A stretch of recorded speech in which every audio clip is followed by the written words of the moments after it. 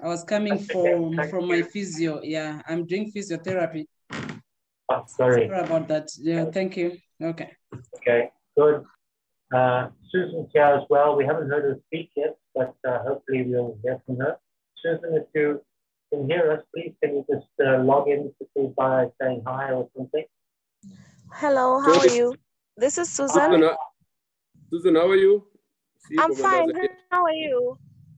We know you. Oh, today buenas como. Tony, your voice, something go wrong there, Tony. Tony. Yeah. Your voice is a bit remote. Okay. Your audio. I'll up it up. Mika, can you assist there? You can start the music now. Okay. Your Okay. audio. I'll up it up.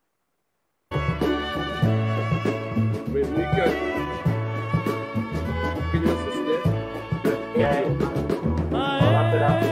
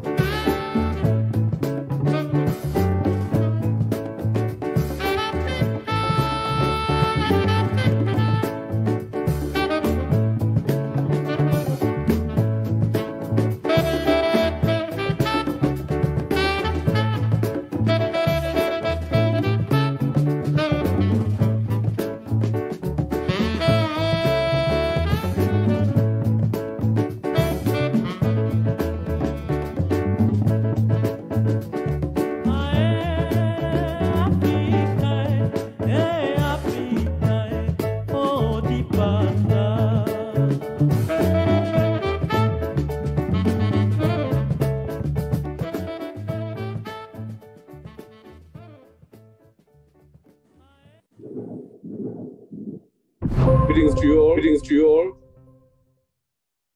on this very stormy evening in Zimbabwe. Greetings to all of you across Zimbabwe and in the diaspora. And a special welcome to our guest speaker, Daniel, Susan Mwape, and Ellen. And before I introduce our moderator and partner in this venture.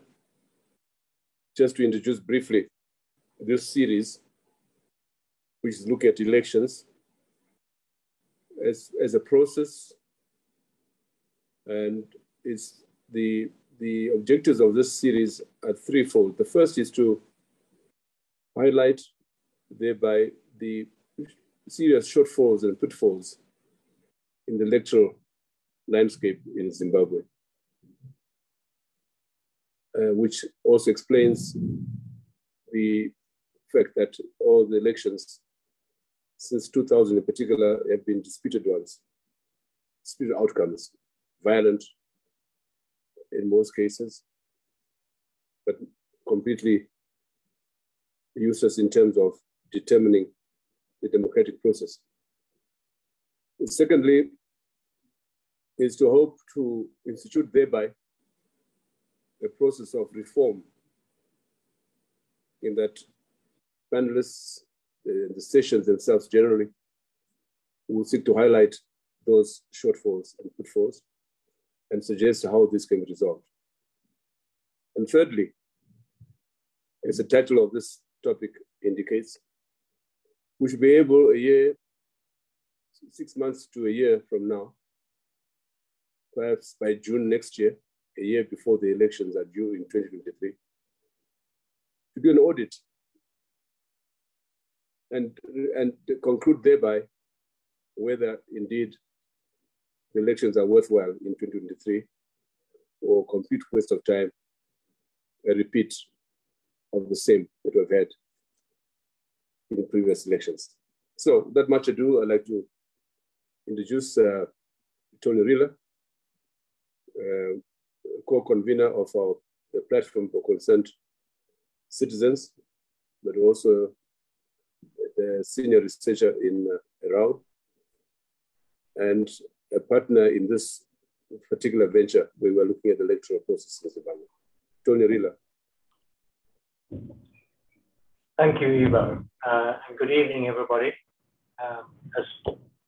As Ibo says, this is the beginning of a series of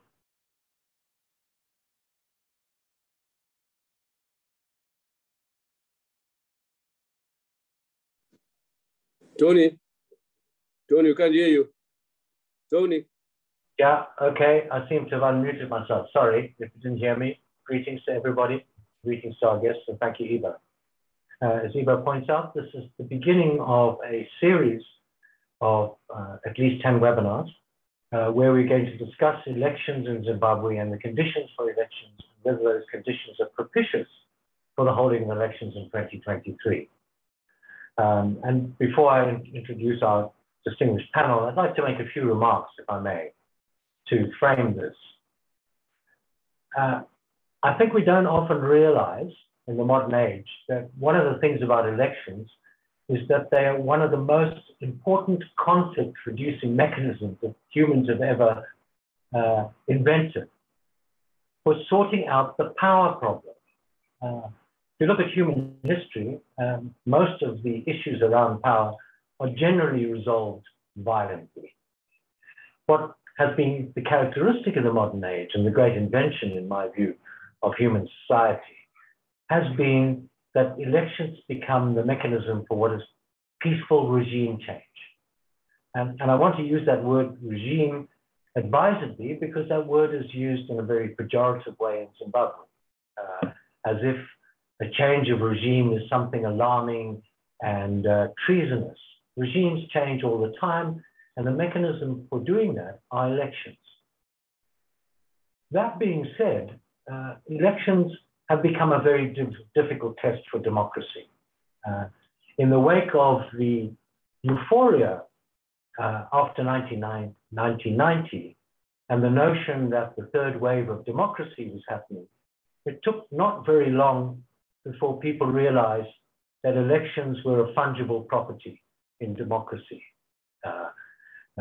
Stephen Levitsky and Lucian Way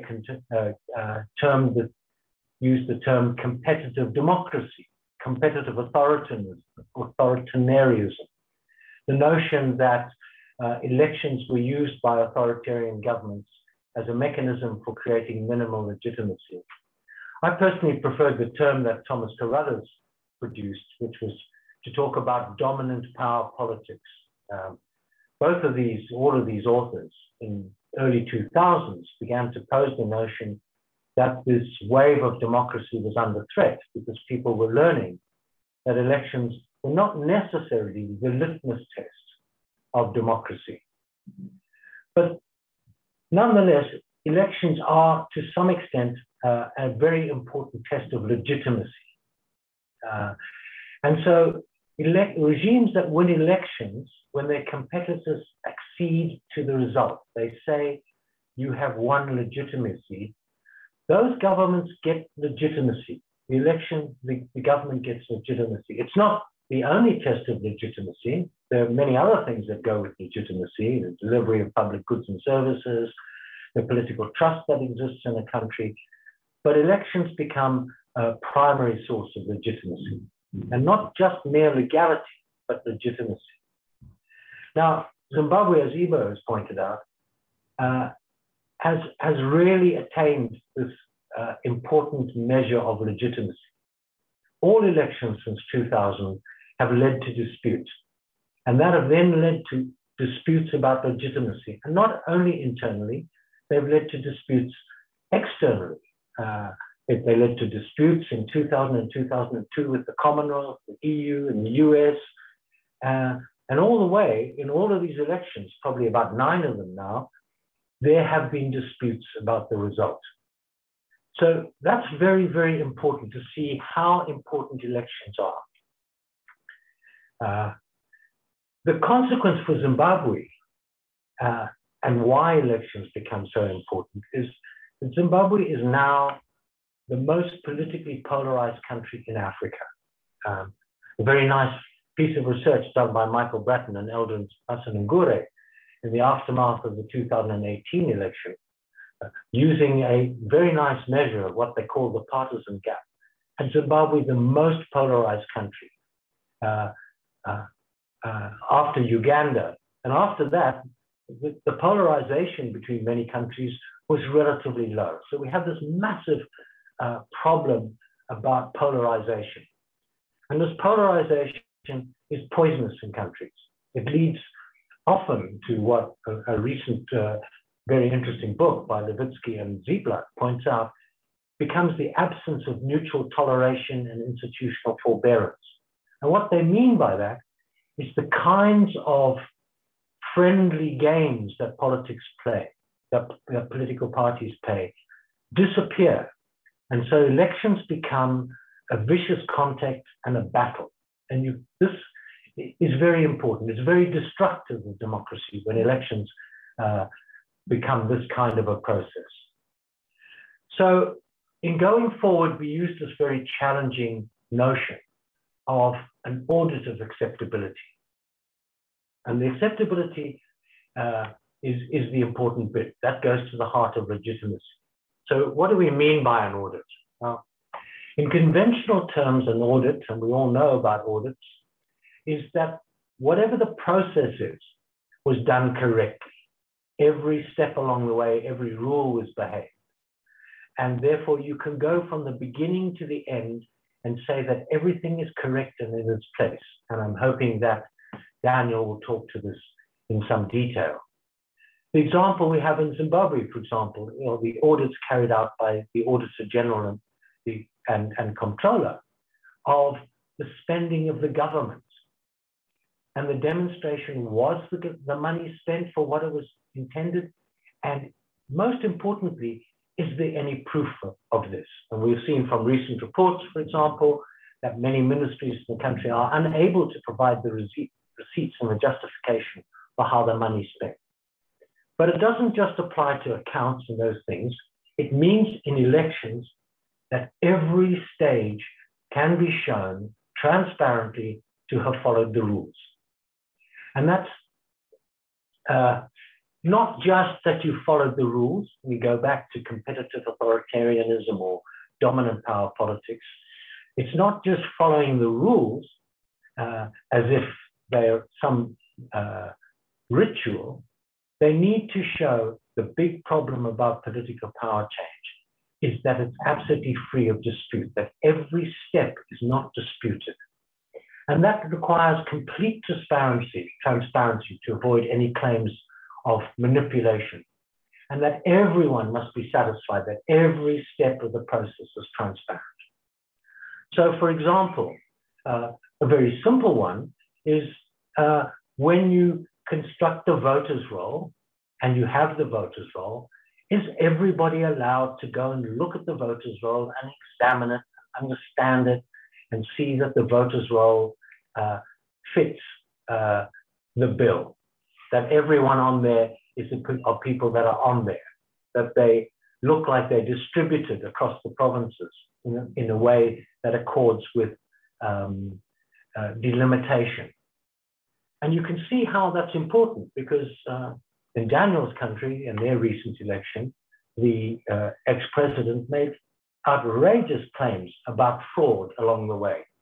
And absolutely every one of those claims was shown to be utterly baseless. And the reason for that was that audits could be shown that every single stage of that election was free of manipulation. And so what we're beginning in this process for the next 5 or 6 months is to begin to discuss in the way in which an audit will show that every single step of the election, from delimitation to the announcing of the results, to the resolution of disputes before and during and after the election, everything shows that nobody can have any complaint that the election was not bona fide and obeyed the rules and is there to the satisfaction of everyone else. So that's the framework. This is an opening session. We've brought Daniel here to give us the benefit of his wisdom. He is a very important expert for us to open this session. Currently, Daniel is the managing director of the Open Society University Network at Bard College and Dean for Global Programs at Bard College. But he has worked on democracy and elections for over 20 years. And in that process, served as the executive vice president of Freedom House. And we in Zimbabwe look at Freedom House and its measures of political and civic freedoms with a very, very jaundiced eye at the absence of those things. He is an academic. He's taught at Georgetown University, Johns Hopkins, the American University, and is extremely well qualified to discuss this. Daniel has also written very important papers published in the Journal of Democracy on the issues that allow you to decide that an election is bona fide, free and fair, and absent of any kind of electoral manipulation. Daniel, welcome, and thank you so much for joining us, and I'll hand it over to you. Thank you, Tony, for that introduction, and thank you, Ibo, for the invitation. I very much appreciate the opportunity to talk to you about the challenges of ensuring a democratic election. And as Tony intimated, since I was at Freedom House, and Freedom House at the time was quite active in Zimbabwe, I had the opportunity to visit a few times, and I haven't followed developments closely, but certainly welcome the opportunity to re-engage.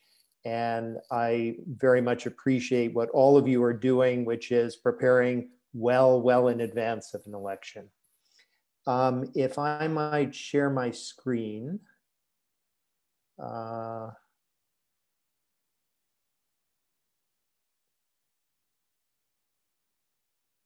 Ibo, is there? We can? Is that working? It is. Yes, it should allow you to share your screen. Just there we go. Okay, can you see it? Yes, we can see it. Great. So I will start with the fundamentals, which I think is a good grounding, which is just a reminder that elections, first and foremost, are a political context to decide, or contest to decide who will govern the country going forward. And as Tony rightfully emphasized, it is a way of conferring legitimacy on the country's rulers. And it is conferring legitimacy domestically so that the country's population see the rulers as legitimate. And it's also conferring legitimacy internationally. So it's a way of earning the recognition and the acceptance of neighboring countries and regional powers. I would emphasize that, so for those who know the Freedom House ratings, all countries are ranked on political rights and civil liberties into 3 categories: free, partly free, and not free. And I find it interesting that all partly free countries hold elections, and most of the countries that are not free hold elections. And to me, that says quite a lot about how much rulers want the legitimacy that elections can give. Typically an authoritarian government that runs elections wants to make sure that it wins, and at the same time do it in a way that isn't so obviously manipulated that it loses the legitimacy that it's trying to gain through elections.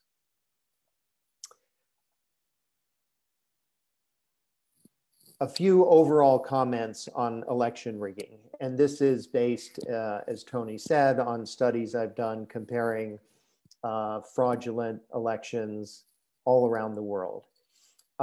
It is actually quite common to see election rigging in undemocratic countries, but it can happen everywhere.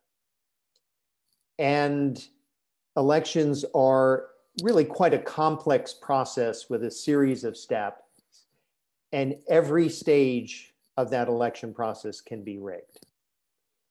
And some methods of fraud and manipulation are pretty blunt. I mean, we've seen places where armed groups literally go into polling stations and take the ballot boxes. But more and more, the methods of manipulation are sophisticated, and they are not as easy to identify and not as obvious. But with pretty much any method of election rigging, there are also ways to detect it. And by documenting violations, you aim to deter election rigging. I have a series of slides that go through the different stages of the electoral process and the ways that they can be manipulated. I will go through these fairly quickly because we can talk about any one of these in the question and answer session. And there's a lot of detail here. I can also share my presentation afterwards if anyone is interested. But the key point to remember is that every stage of the electoral process can be subject to manipulation or rigging. So at the voter registration phase, there's the risk of phantom voters. So in essence, voters who don't exist, or in essence, trying to double count typically supporters of the incumbent regime. There's the flip side, which is omission of eligible voters. And typically this is done by an authoritarian regime to exclude voters that are expected to vote for the opposition. And a variant of that is raising barriers to certain groups, again, that are expected to vote for the opposition. We've seen places, for instance, where registration of first-time voters is just way more cumbersome than it needs to be. And clearly that is a deliberate effort to exclude new voters. During the election campaign, all sorts of things happen. Sometimes candidates are even prevented from registering as candidates, you know, usually on some flimsy bureaucratic pretext. Often rallies need permits, and those will be denied or delayed. There can be pressure on voters who rely on the state for their livelihood. So for instance, countries where there are state-owned enterprises, or think even, you know, hospitals or schools where the employees are civil servants, that the head of the hospital, the headmaster of the school will tell people, you need to vote this way or something might happen to your job. We've seen intimidation against candidates and activists, sometimes violent attacks. During the campaign, there's also the issue that in principle, state resources should not be used for electoral campaigns, but often they are. So state vehicles are used to drive candidates who often happen to be members of the incumbent government to campaign rallies, or they use public spaces for the governing party's rallies. A key effort to manipulate elections is in dominating or controlling the election commission.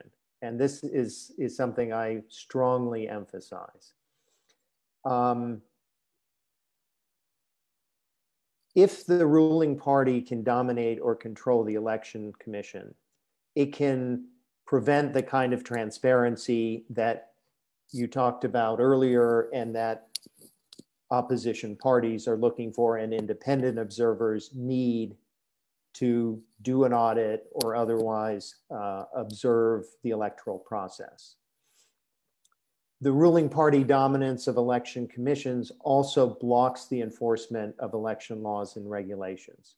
So often there are disputes even during the electoral campaign. So for instance, let's say the opposition party wants to organize a rally. They're prevented from doing so. They raise a complaint to the election commission. Unless the election commission responds and responds quickly, in effect, it is allowing the authorities or the ruling party to compete unfairly in the elections. And then the last reason why the election commission is key to a democratic election is that large-scale fraud pretty much requires support or involvement, or at least tacit approval from the election commission. In other words, if a ruling party is aiming to conduct fraud on a large scale, it has to be organized. It's something that in an independently moderated election process, it could be identified and stopped very quickly. And then, of course, there are issues on access to media, whether it's pressure on independent media or on public media, if the coverage is very imbalanced, that can influence the election campaign.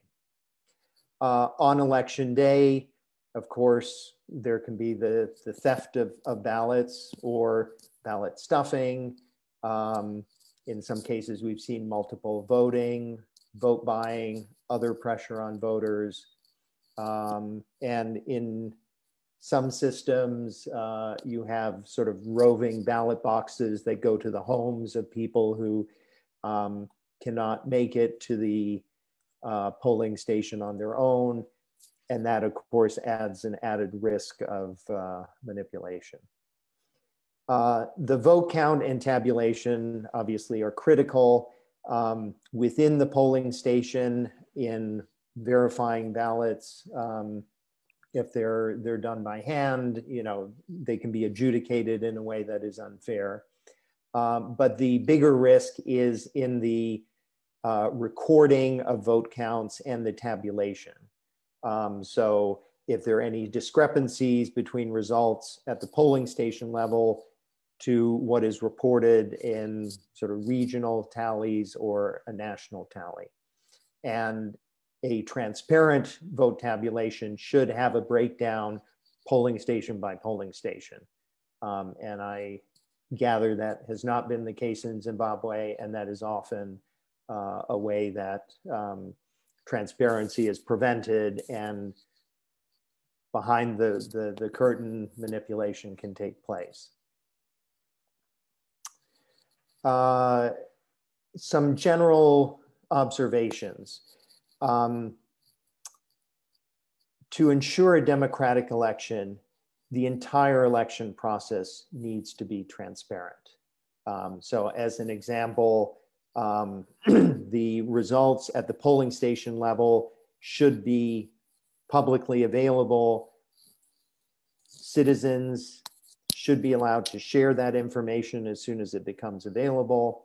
And ideally, there would be official copies of the polling station results in the hands of independent election observers and all of the main parties. As mentioned before, the role of the Election Commission is critical, and thus having opposition representatives or truly independent commissioners is key to ensuring that it's transparent, that disputes are resolved quickly and fairly, and that large-scale fraud cannot take place without being detected by the opposition or independent representatives on the Election Commission. I'd also emphasize that as you seem to be planning, it's important not only to have transparency, but to use it. So for instance, you can have voter lists that are transparent, they're available for everyone to check, and you still need to check them to make sure that you can, that they are indeed accurate. And if there are voters who are eligible but not on the list, that you identify them, or if they're double voters or phantom voters, those are identified as well. Similarly, the effort to ensure democratic elections comes down to documenting whatever goes wrong and publicizing those results. I will end with a few, oh, sorry, a couple more slides. Again, the authoritarian rulers, they want to gain legitimacy through elections, and they want to make sure that they win and they stay in power. And so the effort to challenge that means documenting the fraud and at least using that to challenge the legitimacy of an illegitimate election. And it is rare that a defend the vote effort makes the difference, but in a few cases, in a few countries, exposure of election fraud has led to a change of power where, let's say, an incumbent government that sought to hold on through election fraud failed in that effort. I wanted to offer a couple thoughts to maybe inform your discussions. The first is that, yes, you need to audit and track the entire electoral process, and you should also be effective in doing that and recognizing that your resources are limited, and the way you audit an election process can be more or less effective depending on how you prioritize your resources. And that's why I'm saying you should focus on two things. First of all, what kind of election rigging will make the biggest difference to the results?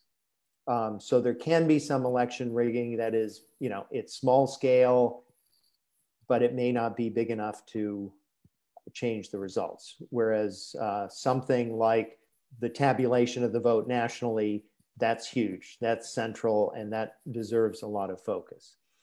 I would also encourage you to think about how manipulation is likely to occur. And often it is patterns that you've seen before. There could be new tricks that the ruling party pulls out. And some of the best defend the vote efforts I've seen knew exactly what was coming, and they trained their people to look exactly, here's what to look for. And in this scenario, when the ruling party people pull their tricks, here's how you respond. I would also encourage you to develop a strategy, a defend the vote strategy that starts now, that is already articulating, the specific reforms that you want to see, the changes either in the law or the regulations that you will need to ensure transparency and ability to actually monitor and audit the process.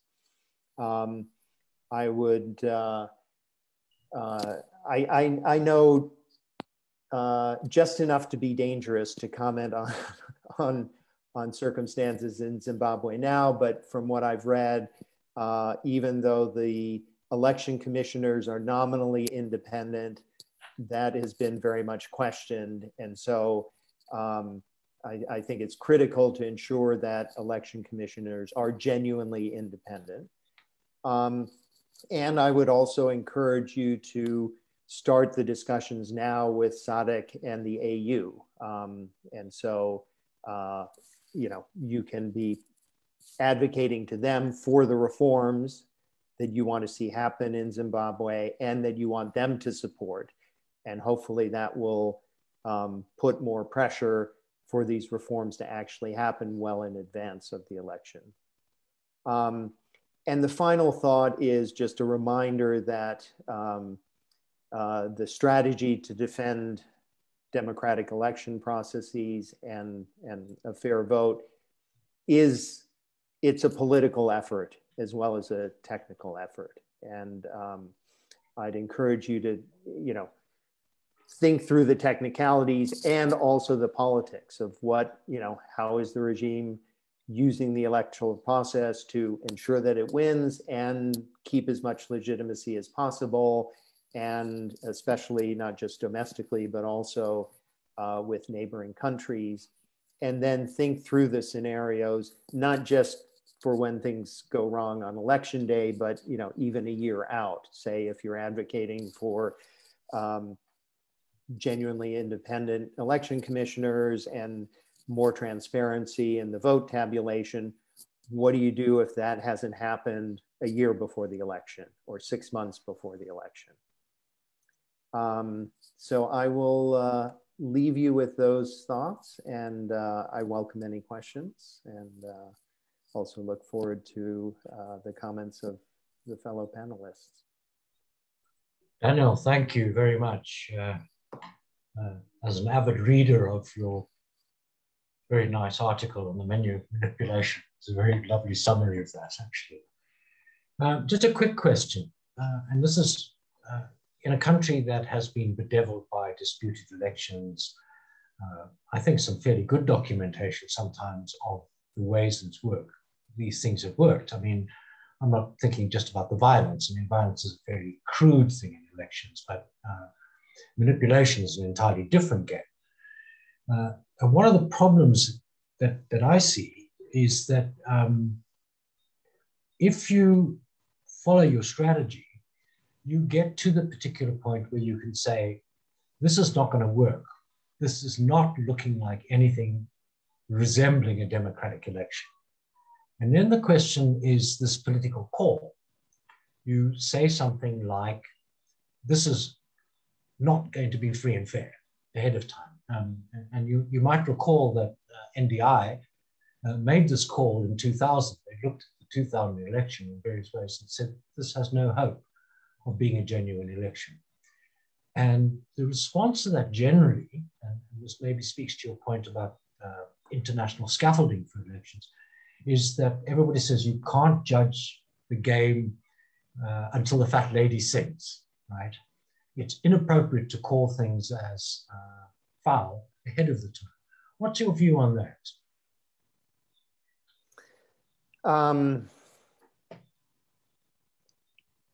I would think of this not, again, I would think of this not as a technical question, but as a political question. And I don't know enough about the context to say, but here's kind of the line of thinking, or the questions is, what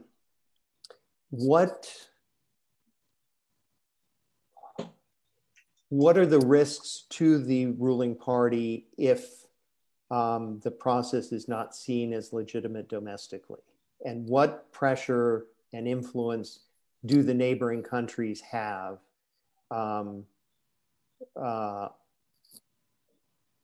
for the government to, or the ruling party to accept a truly democratic process? In other words, if the ruling party thinks, I can do whatever I want, I don't care what any other African countries think, or, you know, as long as we threaten enough violence, the population will just accept what happens. There's whatever scenario is not going to get you very far. But I suspect there are influences internally and externally that the government cares about. And so I would be thinking about, you know, who are the messengers? What are the ways to influence the ruling party's calculations? And it's a whole, you know, that's kind of analysis that you don't just do now, but it needs to be an ongoing analysis. So ideally, let's say you're making the case domestically and internationally for what a genuinely democratic, or at least credible, election process should be. And if you can at least get sort of general acceptance of that now, you're already in a stronger position. And you're sort of repeating that assessment, updating that assessment, reinforcing that argument as you get closer to the election. And then, you know, who knows, you know, there have been boycotts, rarely change the outcome. Or I can't think, there may be an example, but I can't think of an example where a boycott has changed an outcome. But where there are at least a couple of examples where even a very flawed process went ahead, it was well documented, and then in essence, the fraudulent outcome was overturned. So, you know, as a political dynamic, it's hard to still compete if, in essence, if you leave the game. So, you know, just a broad takeaway from what you're saying is the homework in practical and empirical terms about what we know has been done and could be done is really critical in the period leading up to the election, so that you're very clear where to look. And I think, as you point out, as to where the biggest damage will be done. And yeah, and you're pointing out that probably the greatest damage is in Stalin's horrible quote, you know, who counts, which becomes the really crunchy point, and how do you do that? And I would add here, you know, there's an encouraging sign. The Zimbabwe heads of Christian denominations, which is the consortium of all the major religions here, in a statement went out today, said they are going to put an observer at every single polling station in the country. Which also leads to a second point. You know, this is obviously asking an opinion, which is difficult. The value of international observation. I feel that it's as strong as domestic observation, that too often countries rely on the fact that the EU or the US or whoever will be there to do the observation, and they will provide the smoking gun. Whereas my sense is it's always the other way around. I'd agree with that. I was just thinking the same thing. It's in some ways riskier to rely on international observer missions because in some cases they are genuinely calling it as they see it. In other cases, they are in essence making some political calculations and giving one side or the other more leeway than is merited.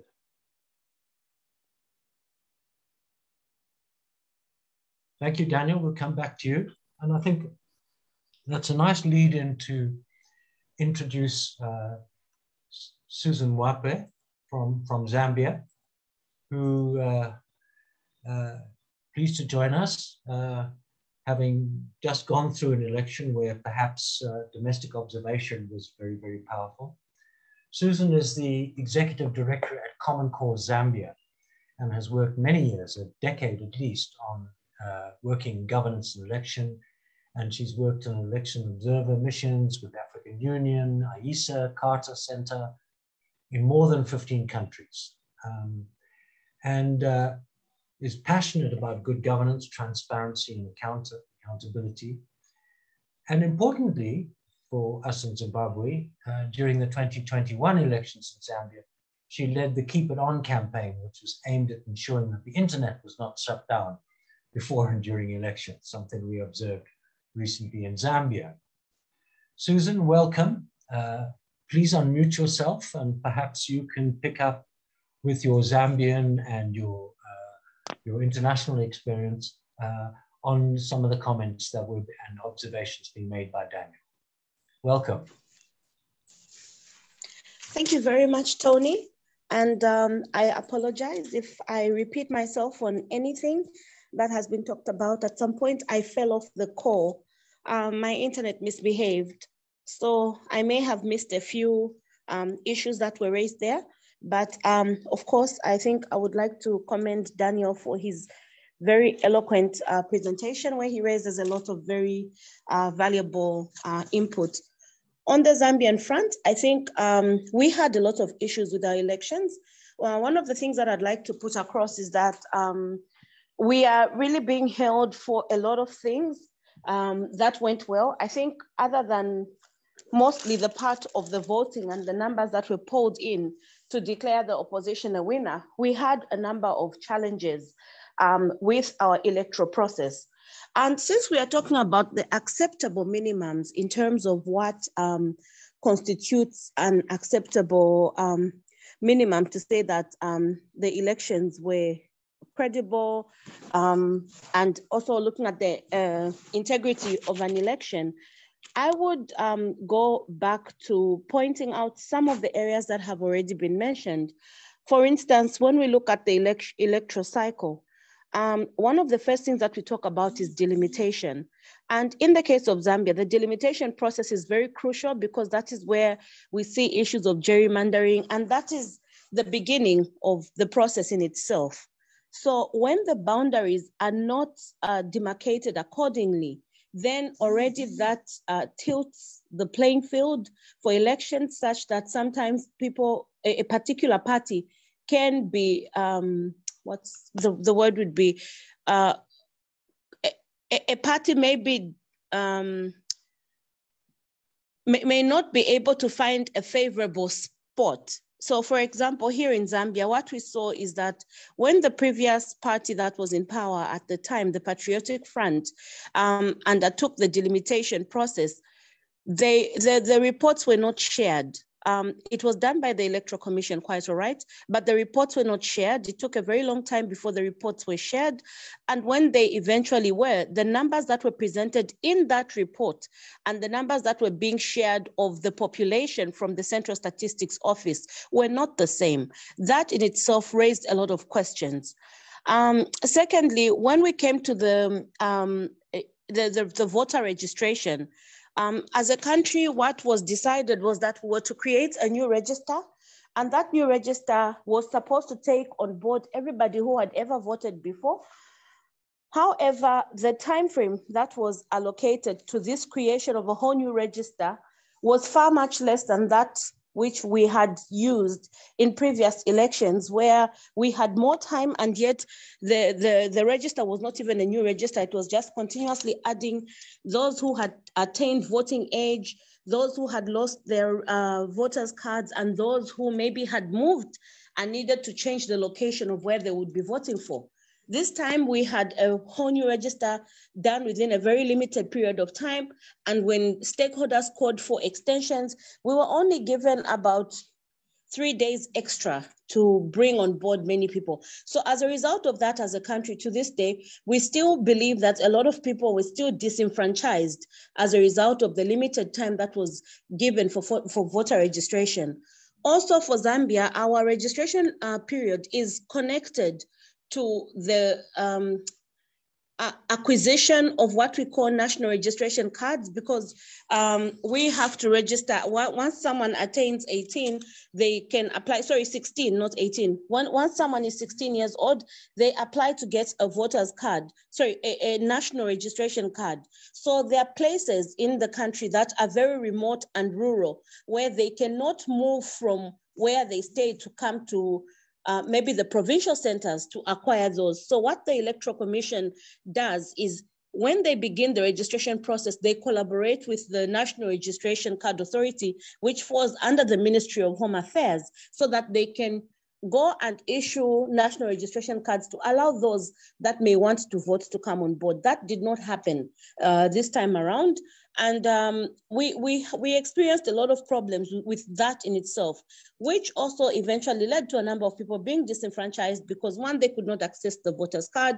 There were also allegations of the process not being fair, in the sense that in certain areas, the mobile issuance of voter registration cards stayed longer than in other areas. So those were some of the challenges that we faced at the beginning of the process. But moving forward to even election day, when we now finally had our election period.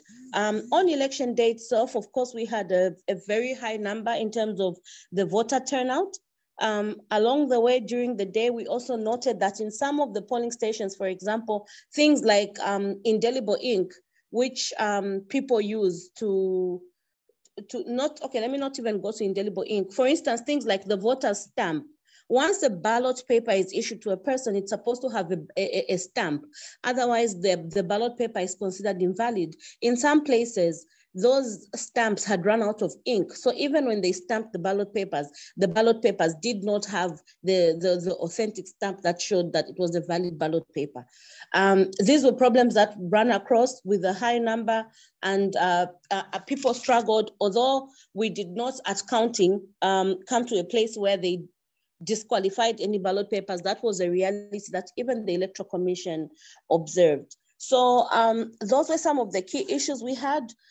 In terms of, I talked about the campaign that we're leading around access to the internet. When we talk about issues of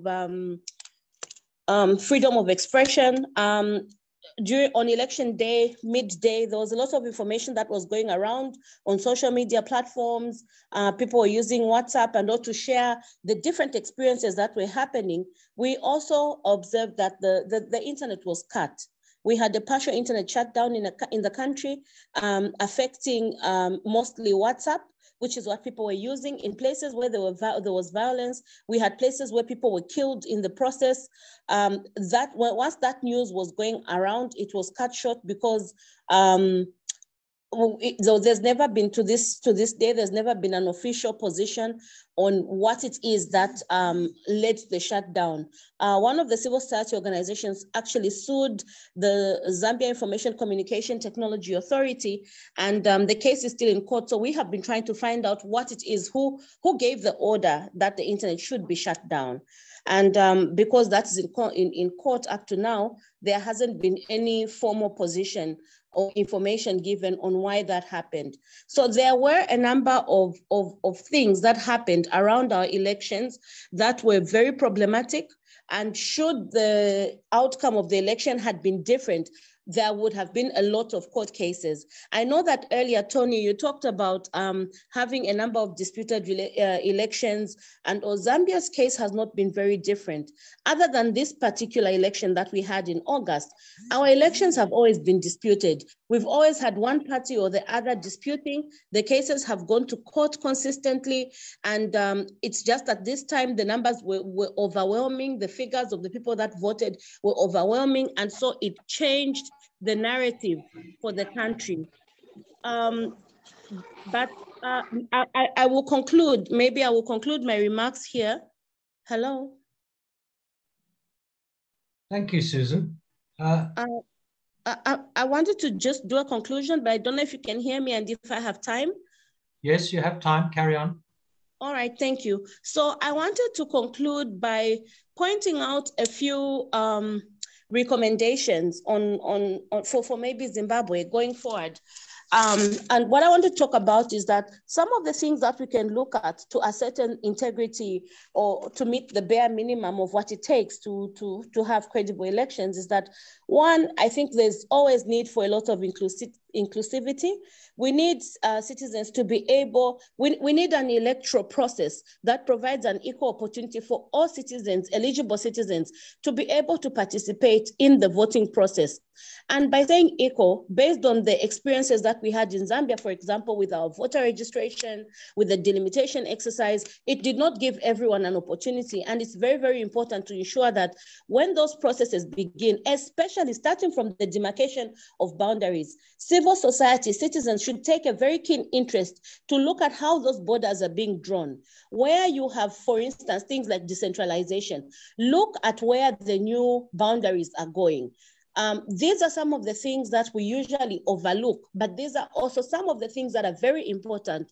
Most times when people think of election rigging, they are thinking about people stuffing ballot papers. That is not where it starts from. Sometimes it starts from the small things like delimitation. When you create so many boundaries in a particular area which favor one party and do not favor another, those can already create a problem, because in terms of being inclusive, it will not be fair or equitable across the country. So we need to look at those aspects.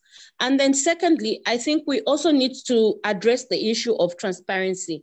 When the process is transparent, it should be open enough to allow honest and accurate information. I shared the case of our electoral management body here, where they did the delimitation but did not share the report. It took forever for the report to come out. There were a lot of inconsistencies which could not be explained by either the electoral management body or the Central Statistics Office to say why they were getting disparities. It was strange to not understand how certain areas had population growths that were way too high and not normal. And that part in itself is lack of transparency. And when you do not have transparency, it's very hard for people to have confidence in the process itself.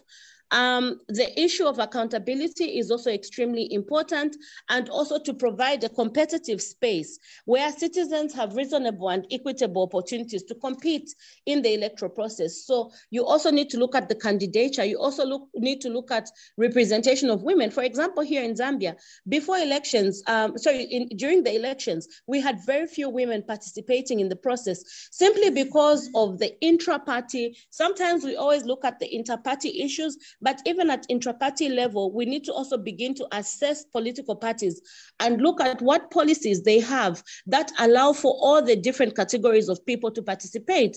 Are women able to participate fairly as their male counterparts? People with disabilities, the young people, are they all part of that process? For us in Zambia, we learned that is one of the biggest challenges we have at party level, and its ruling party, opposition, all these different parties were not giving women a fair chance to compete, because the costs of participating in the elections were very high and they were very violent, which was quite repressive. And a lot of people were scared, a lot of women in particular were scared to compete in those elections. There was a lot of corruption and bribery that happened within those political parties that prevented women from participating.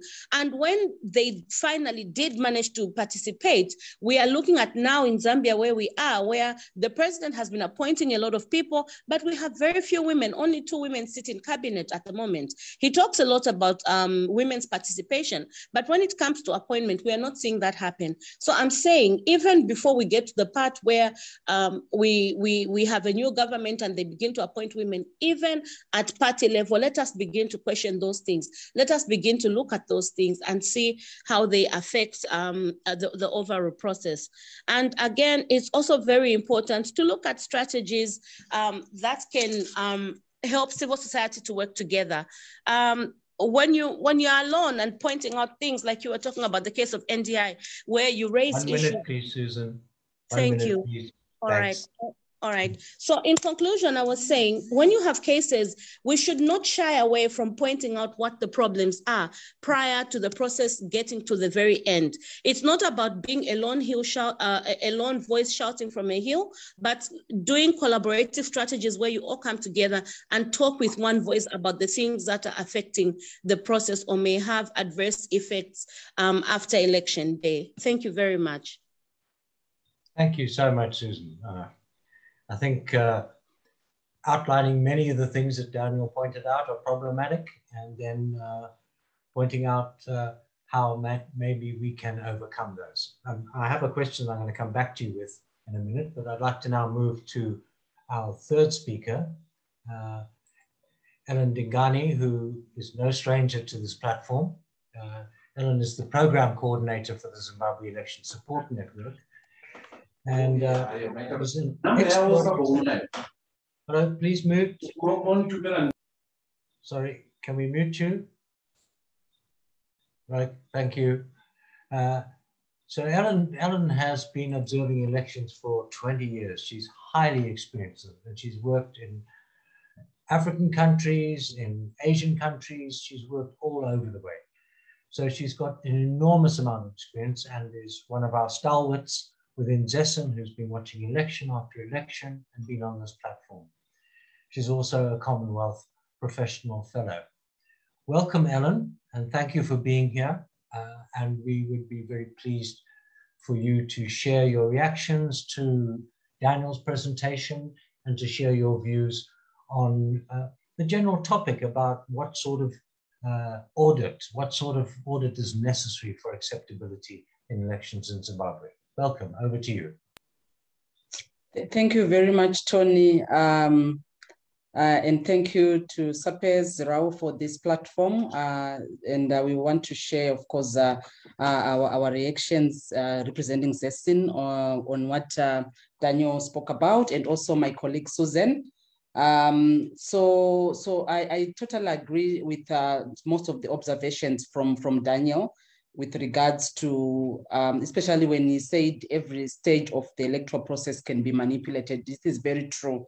And I think Tony also asked a question about election observer missions, the role that they play and how effective is that role. I also wanted to ask that question to Daniel. How can we strengthen the role of international election observers? Because these are people or missions that are invited by governments. In our case, Zimbabwe, our government actually invites observer missions, or sometimes you solicit an invitation and it's granted by the government. So once the government invites, do they know or are they aware? How can we strengthen that the role of election observers? For our case, in 2018, we did an audit where we were trying to compile and compare the observer mission recommendations that were made in 2018. We managed to put together, to collate 223 recommendations by the different observer missions. This is EU, there was also the Commonwealth, there was SADC, there was SADC PF, there was ECF, there was the one which was eminent persons, a lot of observer missions, local observers, there was ZCC, there was ZESN, CCJP, and others. So we collated all those recommendations and we came up with 223. Then we tried to put them together into what we called clusters, themes, and we came up with about 15 themes. Out of those 15 themes, we then tried to see which ones were not duplicate. We had 115 recommendations. So that's a very huge number.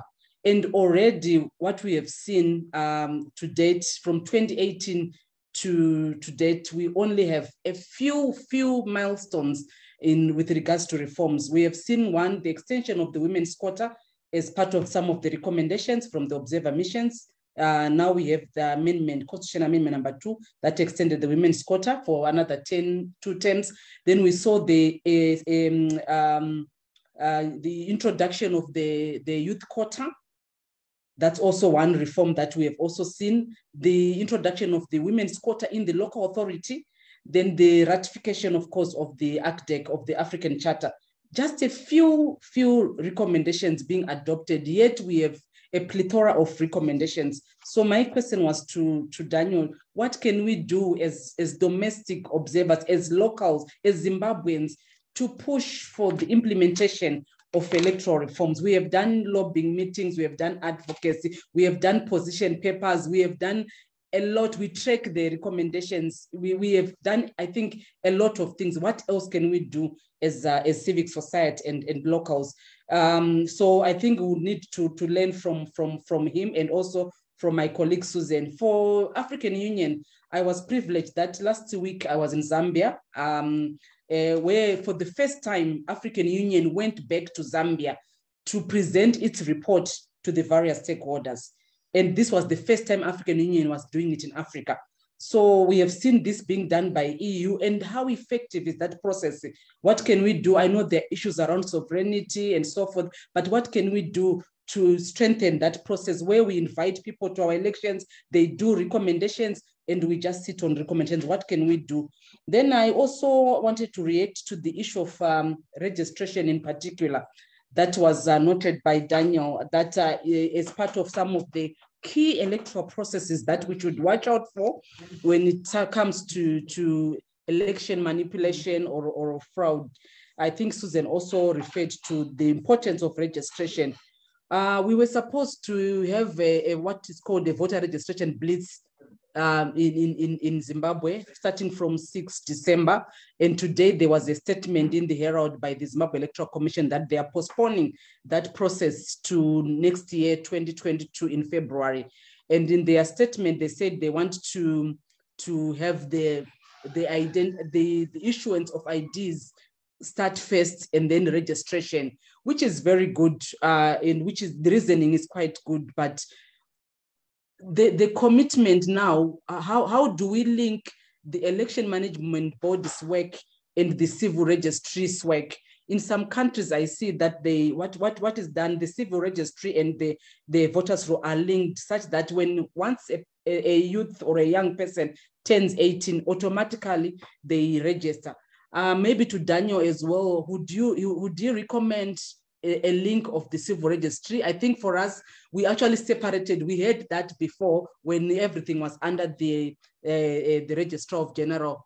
We removed that because we wanted ZEC to be truly independent, to have that independence of having the custodian of the voters' roll. But now with this issue of pushing forward some processes to make other processes happen first, which they are not in control of, how can we also strengthen those processes? Should we revert back to the linkage of civil registry and the voters' roll, or what? I'm just thinking that maybe you can help, Daniel. I'm just posing a question to you to make us maybe think outside the box with regards to how can we strengthen that process. Like you said, this is one of the areas where if it is difficult for the youth, especially the first-time voters, if it's cumbersome for them to go and register, it means that whole group is disenfranchised with regards to participation in elections. Already, it's very difficult to get an ID at the moment in Zimbabwe. Then I also wanted to react to my colleague Susan from Zambia, the issue around the selective application of law that I also noted in Zambia. You have the public order law that you have, and in terms of interaction with stakeholders, when I was in Zambia, this particular law was actually administered selectively by the police. And the recommendation, one of the recommendations from the African Union was for the law to be reviewed and for reforming and also professionalization of the Zambia police service. So my question is around some of the recommendations that were proffered, the timing, because once the current or now the incumbent government is comfortable with that act or with that law, I don't see them reforming it because it actually advantages them. The COVID regulations that were put in place were actually advantaging the PF party. And once the reforms are delayed, we also are likely to see a number of concerns coming from stakeholders where the current government now will be comfortable. We'll also see that some of these laws can actually give them an advantage in 2026 elections. So that was my reaction to Susan, just for you to comment also on this selective and the timing of reforming, because you are still in the euphoria, you are still in that state where, of course, the narrative was changed and we are seeing a lot of changes in terms of policy and so forth, but we also want to know the timing so that the government is not too comfortable with some of these repressive legislation. And then so with regards to my quick reactions to my quick presentation to our current scenario in Zimbabwe, like I've indicated, we are seeing a very slow pace with regards to electoral reforms, and our reforms, we have put them in three categories. We have the legal reforms, those reforms that we feel needs to have policy change or the legal framework should be changed. These include the things like the time frame for the provision of the voters' roll to different stakeholders. In the last election, we saw political parties getting the voters' roll after the nomination process, yet they are supposed to use the voters' roll to get their nominators to nominate them. So we want such changes which are legal and also to be effected. Then we also have some legal reforms around the independence of ZEC, where we want the independence of ZEC to be strengthened in the legal instrument, in the law, so that we are very sure that it's truly independent and they should also are also able to undertake some of their work in an independent way, like not reporting to a minister, but reporting to parliament and so forth.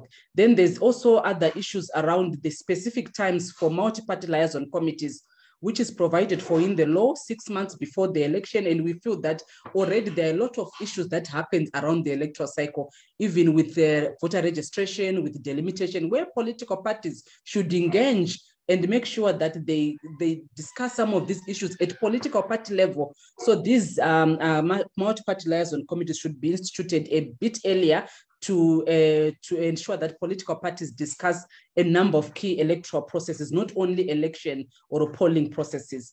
So those are some of the legal reforms. I've just given you just a few. I think the other one that is contentious, that is maybe that some political parties are pushing for ZEC to also be allowed to correct minor errors. You know, like when they announce wrong results. I think you know the issue of Chegutu. When they announce wrong results, they should be able at least to correct those minor administrative errors.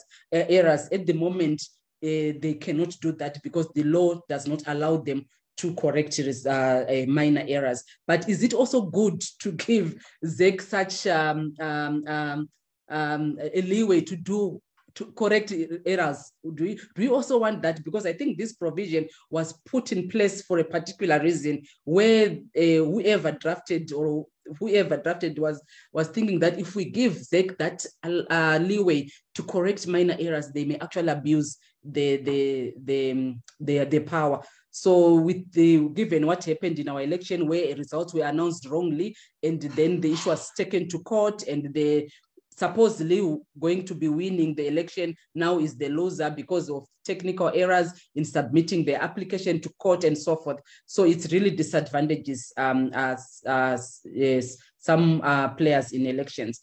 Then in terms of administrative, I think Susan, you spoke about delimitation. We agree with you on the issue of delimitation as one of the key processes that needs to be also watched out for, and there's need for oversight on that process. There's also need for engagement of citizens to make sure that they are also participating in the process. Currently, the Constitution, the law provides for ZEC to consult different stakeholders, but there's no provision in the law, in the electoral law, with regards to how will ZEC be engaging citizens. Are they going to be doing public hearings? Are they going to be asking for verbal or written, or we don't know the type of engagement? So we also want maybe some strengthening there with regards to regulations that actually speaks to how ZEC will engage, and also that also speaks to the principles that ZEC will be actually using in terms of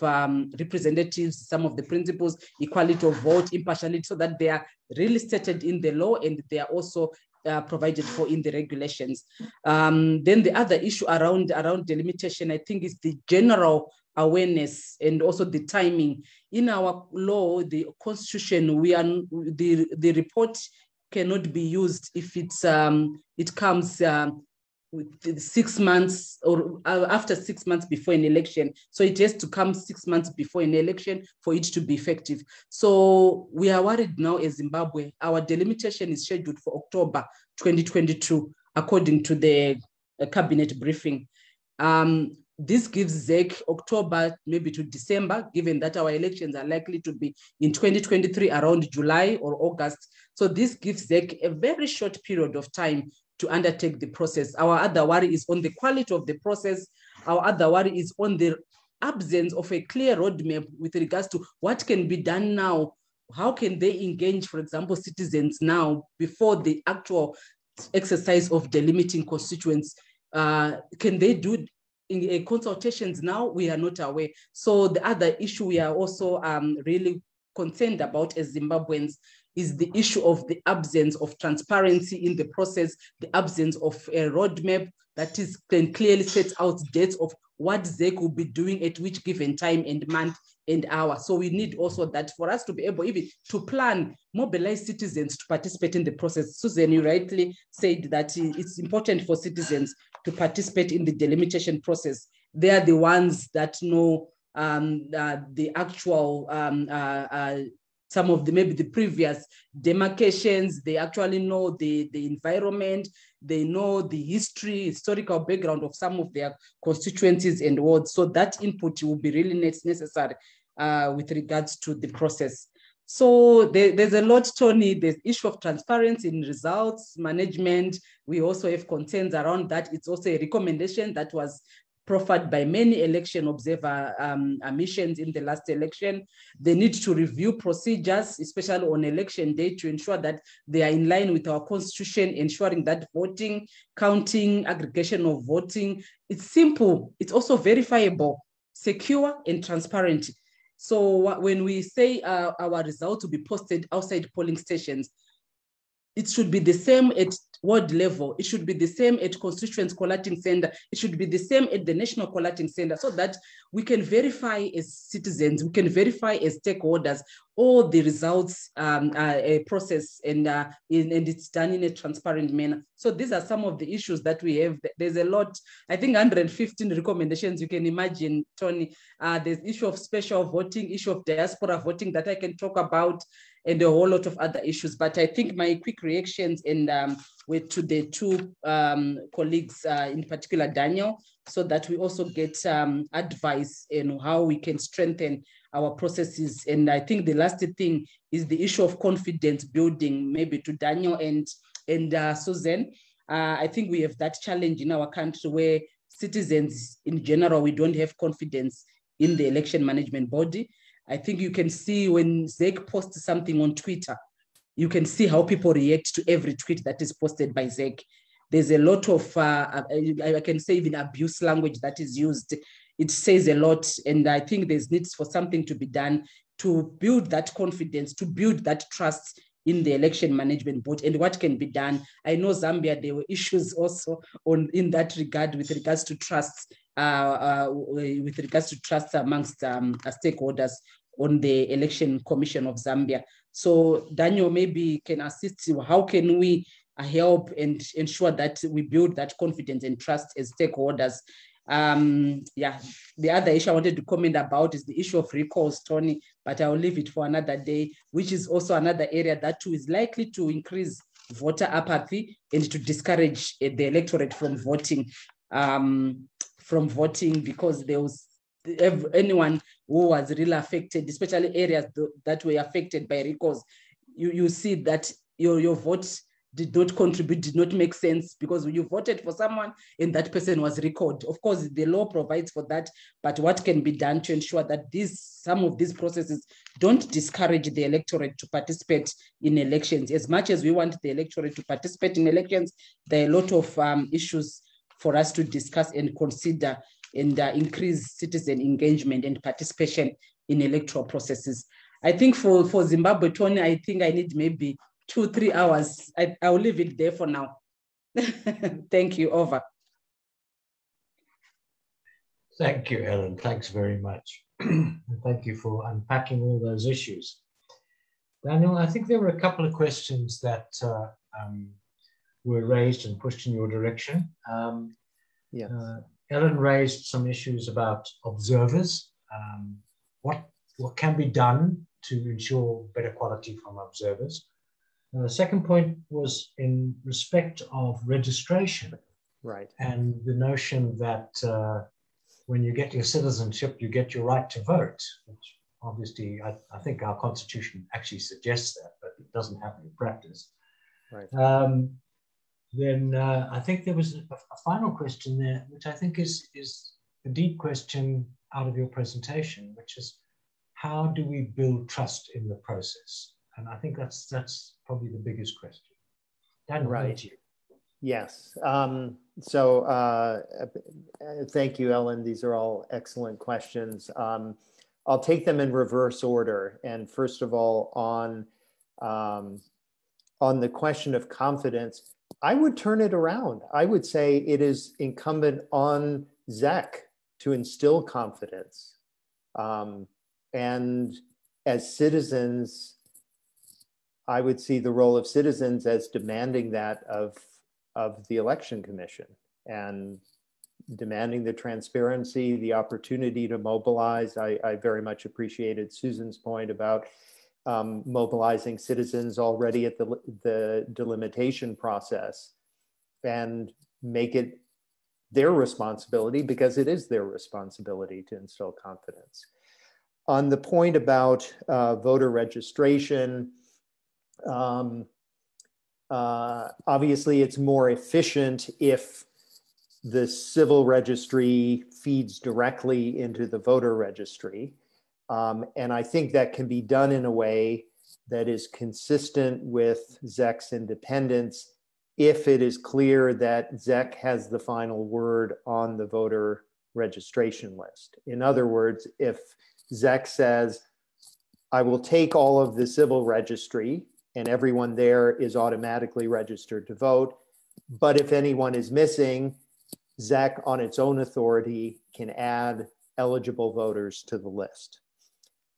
And what is key with whatever the procedure is, what's most important is that it is transparent, that citizens themselves can check the list, and also citizens groups like ZESN can do a more thorough audit to see if there are significant populations that are omitted or double counted.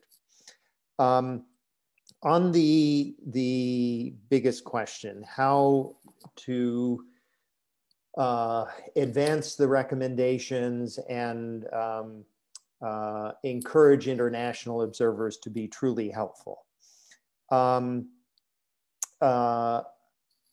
Overall, I would recommend that you approach it primarily as an advocacy challenge, as in think first as an advocate and secondarily as an election expert. Because what will make the difference in having recommendations adopted or not is frankly a political strategy on pressure to the decision makers who can make the difference. And so I would start with the question, who is making the key decisions, who influences them, what influences them, and then how can you encourage influence to advance those reforms. This may include, so as an example, if the decision makers are influenced by public opinion,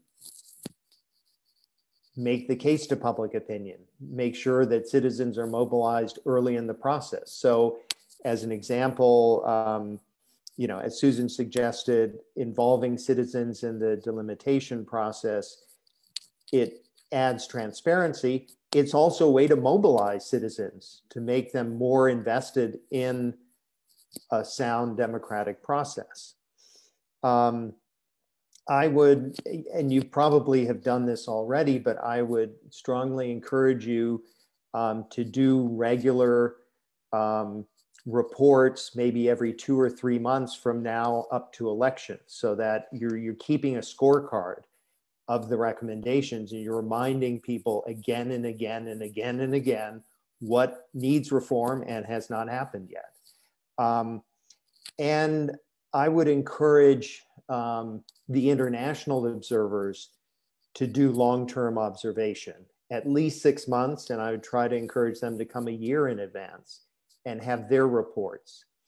And one of the advantages, if you are doing reports, that indirectly puts pressure on the international observers to be more rigorous. In other words, it's a lot harder for international observers to come, you know, 6 months before an election saying, yeah, you know, there's some administrative problems, but everything's fine. If you've put out a report right before that very well documents and details what is wrong with the election process to date. And of course, the added advantage of pre-election reports is you're issuing recommendations in a way that says, okay, this process is not working well, but there's still time to fix it. And again, it's a way of mobilizing international opinion, domestic opinion, by keeping this as an ongoing issue, by reminding audiences, and ultimately trying to add pressure on the decision makers to fix what can be fixed. Couple other small thoughts that emerge from the discussion. You know, when you have 100+ recommendations, it's too much for most people to digest. And again, I would encourage you to highlight, yes, you want the full list of recommendations, and you also want to highlight a handful of things that will make the biggest difference. I like that you mentioned, Ellen, the independence of ZEC. I would take that further. I mean, look at individual commissioners and see if there's anything in their public comments of individual commissioners that indicates a bias, and jump on that and highlight that, because ultimately it's not just ZEC as an institution, it's the individuals who are making those decisions. I'd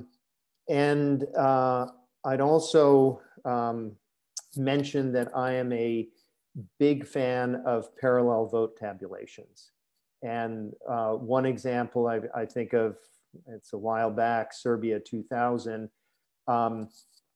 but observers were mobilized to pretty much every polling station. The official results were posted, and opposition parties had a copy signed by the polling station chairperson. So those were, in essence, official copies of results at the polling station level. And they were fed in very quickly to election headquarters, and the parallel count was announced before the official results. And it was all documented. And I would note that it was over 20 years ago, and this was all done, it was collated in a software program. So in this day and age, I think it would be easy to have an app that could give each observer, you know, they can just plug in the numbers, they can take a photograph of the posted results and send it in centrally. And in the Serbia case, what happened was they actually had a history. Again, they knew the regime was going to pull this trick. They knew that they could win at a polling station level, but that the election commission would cook the books and put out an inaccurate tally. And that's why the opposition put out their count, which was an accurate count, but they put it out first.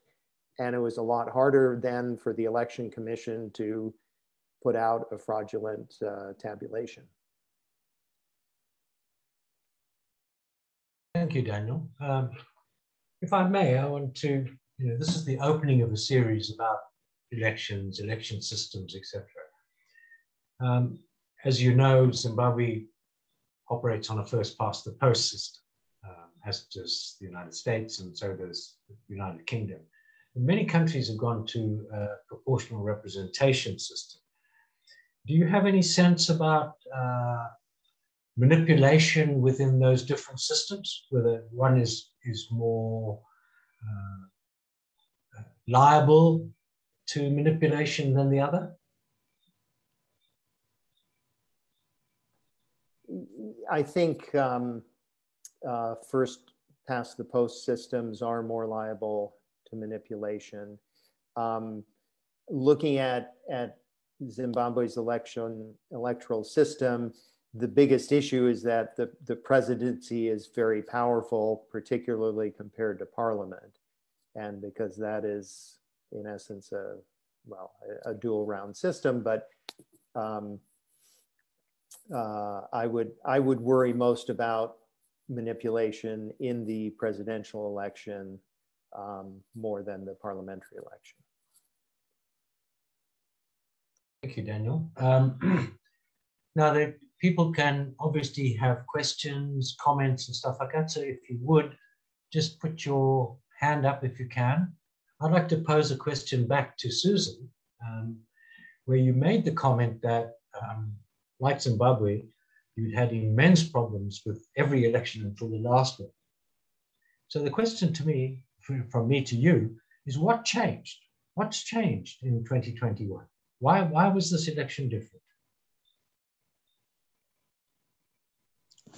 Thank you very much, Tony.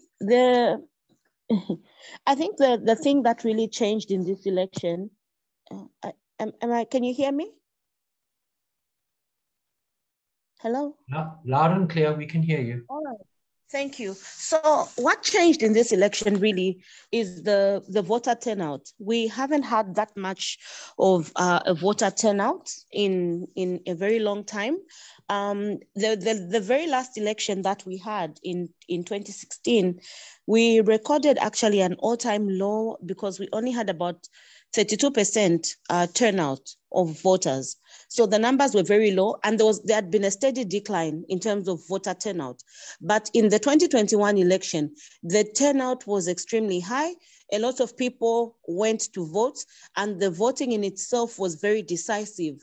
It was very clear that people just wanted the Patriotic Front to exit the system for so many reasons. They had to go. I think that was the biggest change. But other than that, the politics at the bottom of it, the issues that I raised, that I talked about that were problematic, have still been problematic. For example, the issue that Ellen raised about the timing of reform is actually very, very central. It's very, very important. For Zambia, the Public Order Act, which Helen refers to, is a very, very odd piece of legislation that has been there since the 70s. And that Public Order Act has been used as a repressive law that is actually very selectively applied, like Ellen rightly put it. All the successive governments from the first opposition that came into office, which was MMD, they have always said this act is very repressive, it's retrogressive, that when they come into power, they will wipe it off, and up to now, it is still with us. So the issue of timing is very important because until we see, for instance, the current government doing away with this act, it will still be there, and they will also use it the same way that their predecessors used it to repress citizens. So we need to actually act on this. Thank you very much, Ellen. I think this is something that we need to come on board and act on and demand that we see some serious reform, because indeed delayed reform makes governments very comfortable and they don't change things. Then there was also something that I would like to talk about that Ellen was asking, the issue of confidence in the electoral management body. one of the things that I have observed in doing this election work, and I know that, Ellen, you've observed this in all these different countries, often confidence in the electoral management body is quite low. And the only way that an EMB can garner the requisite support and respect from citizens is doing things transparently. The politics of Zambia, our electoral management body, I think in the 2021 elections was the worst. I can actually say that the leadership that was provided with the current EMB, our commission, was very, very poor. They did not listen to people. They were not as consultative. They changed a lot of things in a negative way, I must say. And by a lot of things, I'll give you a few examples. In Zambia, from time immemorial, we've always had this system where the Electoral Commission supports political parties, the media, and some eminent persons to go and observe things like printing of the ballot papers. And in this election, they scrapped that off and just said they were not doing it anymore, and every political party had to pay for itself. Whilst they may have argued that political parties can afford to pay for themselves, there's still the other political parties, the smaller political parties, the new political parties that could not afford to sponsor themselves and observe this process. And when the ballot papers came, there were a few issues that were raised here and there, but so many things in this election did not change other than the turnout and the number of people who voted for the party that won. Many things remained the same. And for me personally, I feel it's very, very important for even us as Zambians to begin to think, to move from this euphoria that we are feeling of, oh yeah, we did away with that party because we didn't like it, but to begin to look at serious reforms and the things that went wrong with our EMB, which we did not, by the way, have confidence in. We were not convinced that they were going to deliver credible elections, but the numbers did not lie and people were happy, and we are not talking about it. But had things gone south, Tony, I can assure you, we would have had a lot of cases in court for so many different issues. Thank you. I mean, this issue of trust, I'm interested in all of your comments, Daniel, Helen, and Susan. It does seem to me that electoral bodies can create trust by not being strictly legal. I mean, you've just raised a point that I think is close to my heart. The printing, allocation of ballots, how they're placed for every polling station around the country seems to me a very obvious, transparent process that would create enormous confidence. And it doesn't seem to me, and I know ERC has gone on about this for many years, that within the, if you want, the regulatory framework of election commissions, there's an enormous amount of work that they can do to create confidence. And maybe these are some of the lobby points that you're able to push to create the audit position that we can accept it. That if you can see the printing of the ballot papers, you can see the total number, you can see how they're allocated for ward and polling station, then you're fairly confident when you count the numbers that there's a tie-up between the two. The audit is complete. It seems to me that these are things that are relatively easy for an electoral commission to do. I'm not sure what your comments about that, Daniel or Ellen or Susan, any of you?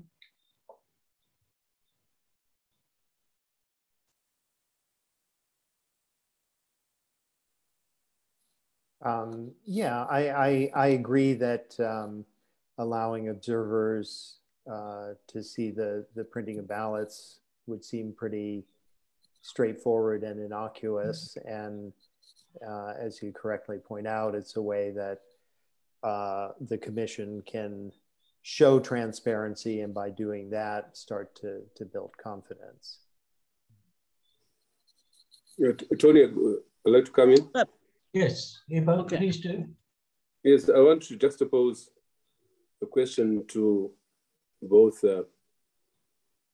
Ellen and Susan, and then end off with a question to Daniel. Ellen, your outline was very depressing. Am I correct in the first instance to conclude that it is doubtful that we'll have a reformed electoral landscape by 2023? Or to put it more bluntly, that we are backing up the wrong tree to expect any reform on that front? And if so, are we indulging in a futile exercise? Are we likely to see history repeat itself? And is there anything to expect other than a negative audit to come 6 months before elections 2023? That's my question to Ellen, who is coming from a very important organization, ZESN. We've been involved in the election industry for almost 2 decades. What are we expecting if we are so confident that there is no reform in sight? That's question. Let me juxtapose that with a question to Susan. Susan, if on the eve of the elections in Zambia a few months ago, the audit would have been as negative as Zimbabwe's, would you, as Zambians, have proceeded to elections? Or conversely, what is it that made you so confident that the election landscape would be so even as to allow the kind of victory that was achieved by the opposition in Zambia?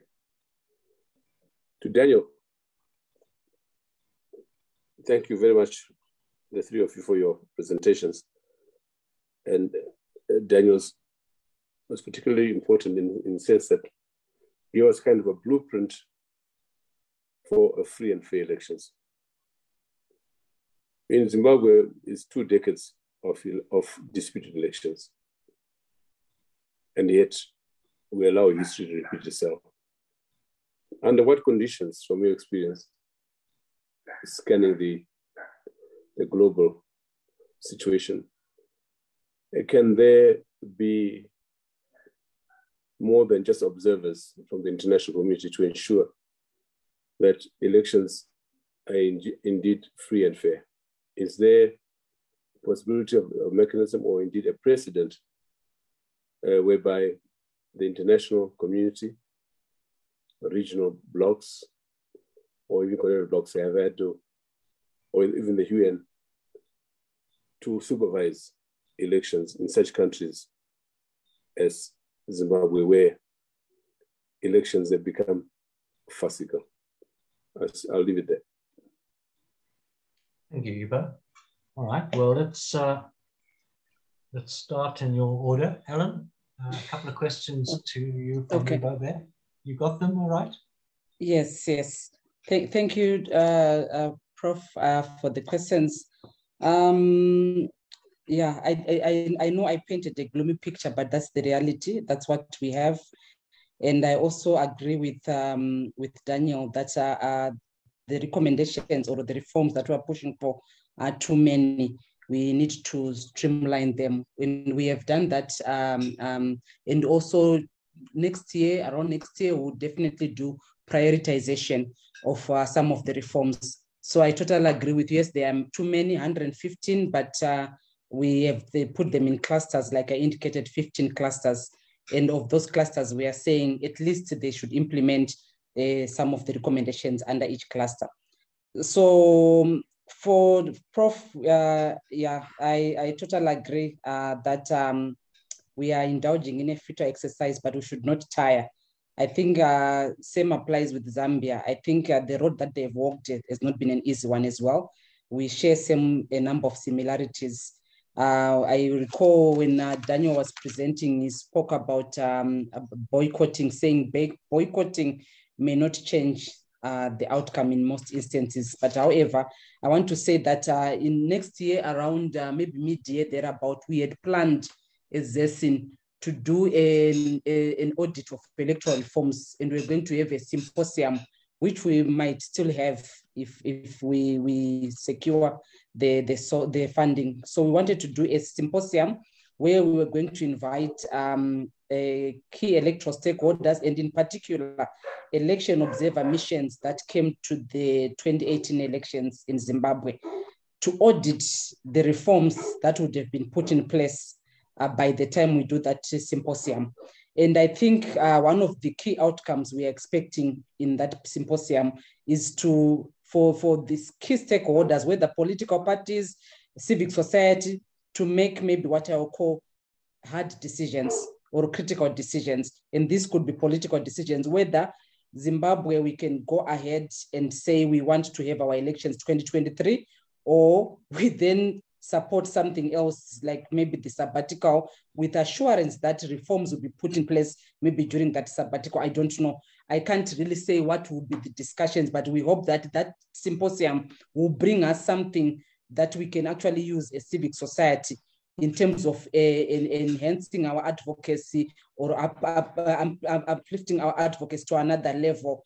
So it will give us a clear picture of whether Zimbabwe should go ahead with 2023 elections. And like already been indicated by colleagues in this platform, there are a lot of every election process, every stage of the electoral cycle, there's a lot of manipulation that happens there. And if there are no reforms, I totally agree with you, Prof, that we'll see another contested election again, another contested outcome again in 2023. So decisions can be made by civic society, by political parties, by the technocrats, by the AMOs, election observer missions, whoever is interested in our elections. I think we need to make difficult decisions at that particular symposium. And if our audit clearly shows us that the playing field is now level, there's no harm in proceeding with our election. But I think if you recall, Prof, I know you're in IT savvy. There was a tweet by the acting ZANU-PF Commissariat, Honorable Chinamasa or Mr. Chinamasa, about ZANU-PF. I think at some point he said ZANU-PF has 8 strategies of winning an election, and so far they've only used 2. So that clearly shows you that we have a political party in power, the incumbent, that is also planning and strategizing how to consolidate their power, how to remain in power. And it could be that not implementing reforms is one of the strategies. We don't know. So we need also to get to analyze some of these statements, what they mean politically and what they mean with regards to the issue of reforms. What we are hoping for, like I think in Zambia, there's one recommendation that there's need for an inclusive dialogue where they can set up maybe a committee that looks at reforms. We also had that recommendation that Zimbabwe should set up a committee to see the implementation of reforms. This committee, we thought it would be very inclusive with civic society, with government, with the ZEC, with institutions supporting democracy, and independent people, academia, to discuss the reforms. But what we saw is the IMT, Interministerial Task Force, being put in place, a government task force that is now trying to implement some of the reforms. So you know what that means. The sincerity, the political will is not there. So I think that audit I mentioned will be really important, and I hope that we'll all be able to participate and make the critical decision moving forward. We saw boycotting. I'll just give I think, Daniel, if you are not aware, 2008, we had a runoff where in the general election, there was a tight contest whereby the then main opposition leader, Changirai, was leading, and we did a parallel voter tabulation as this, in which clearly showed that the opposition leader was leading in that election. And what we saw was the raiding of ZESIN offices before we announced our projection, the intimidation to arrest the board, the directors, and we all went into hiding. Then there was a runoff. In the runoff, we saw a lot of intimidation, violence in rural areas, especially areas where the ruling party had lost in the election. People were harassed, people were beaten, some were murdered. We had an observer who was actually killed for observing election 2008, Elliot Machipisa. So we went for a runoff, which as civic society, we boycotted. We did not observe that runoff. And the opposition leader, also Changirai, boycotted, did not run in that election. What did we see? We saw the government continuing with the election, and the one who was losing, the president who was losing, winning with a resounding over 70% votes, one main election. And what did we see next? A GNU. So it was actually to their advantage coming into a GNU because they had lost an election, but the GNU managed to give them a leeway and also an advantage of consolidating their power and re-strategizing. So boycotting, not boycotting, I think the decision will be made when we do the audit and when we do the symposium that I've spoken about. Prof, sorry, I think it continues to be gloomy from my end. I'm sorry. Over, Tony, thanks. Thanks, Ellen. Susan, question to you from Ibo is, if you've done the audit and you'd come to the same position, why would you push? I think it's a remake of my question. Why did you, seeing all those difficulties, still get this result? Listening to Ellen and the gloomy picture, I would like to actually say, you all need to cheer up. Don't be that gloomy because anything can change. We had a very gloomy picture in Zambia prior to elections. But first, maybe to respond to Prof. When you ask Ellen whether what you're doing is an exercise in futility, I would say it is not futile at all. I think Zimbabwean citizens and civil society have been doing a lot of things right. I'm seeing a lot of preparation in Zimbabwe towards elections that are only taking place in 2023, which is not very soon, but there's so much work and effort that's going into all these things you're doing. Ellen, you're talking about ZESIN planning a symposium that's going to help audit. All those are efforts that are going to translate into something. So please do not feel discouraged. Yes, the picture may be gloomy, but so many things can change. And since you have started, you're on the right direction. The one thing that I would encourage you to do is to continue galvanizing citizens, getting support from the citizens, encouraging the citizens, letting them know and understand why they should vote. Once they know what it is they want to vote for, once they know what it is they do not want, the people will turn out in numbers. I'll be very honest with you. If on the eve of election day, as we've been asked, the audit was as negative, would we still be confident that the outcome we saw would still be? I would say yes, because I think every citizen had had enough. There was a lot of mismanagement. There was an elite group of people that was contributing towards material deprivation of citizens. There were these cadres that we had who used to disrespect everyone, starting from the police. We had started as Zambians feeling as though we are foreigners in our own country. All those things annoyed everybody because there was a very small elite group that seemed to have it okay. It got to a point where people felt like going to school was pointless. The only thing you had to know was insults and harassing people to make money, because that is what we were seeing. And that was the reality of the situation. So once we made people understand that the only power they had was the ballot to help them change and choose who it is they wanted to vote for, it was very easy.